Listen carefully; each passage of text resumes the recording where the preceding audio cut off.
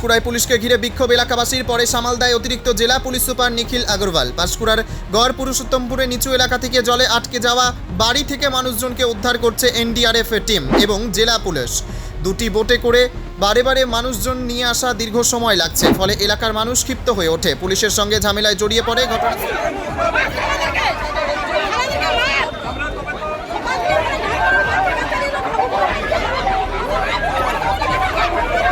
ঘটনাস্থলে রয়েছে পূর্ব মেদিনীপুর জেলার অতিরিক্ত জেলা পুলিশ সুপার নিখিল আগরওয়াল এবং তমলুক মহকুমা পুলিশ আধিকারিক আফজল এবরার সহ পুলিশ বাহিনী। পুলিশকে ঘিরে এলাকার মানুষদের বিক্ষোভ দেখাতে শুরু করে, পরে বিক্ষোভকারীদের সরিয়ে দেয় অতিরিক্ত জেলা পুলিশ সুপার।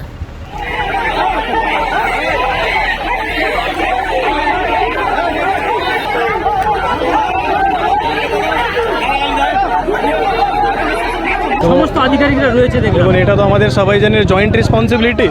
তো মানুষের জন্য আমরা সবাই আছি, সবাই ডিপার্টমেন্ট মিলিয়ে আছে, পুলিশও আছে, এনডিআরএফ আছে, সিভিল ডিফেন্সের টিম আছে, আমরা সবাই মিলিয়ে কাজ করছি। আশা করছি খুব তাড়াতাড়ি উদ্ধার হয়ে যাবে।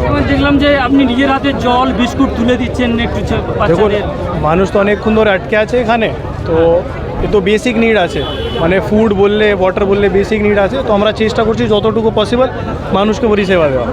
তো আপনি কি একদম উদ্ধার হওয়া পর্যন্ত থাকবেন? মোটামুটি আমরা সবাই থাকবো, না থাকার কি আছে, আমরা সবাই থাকবো।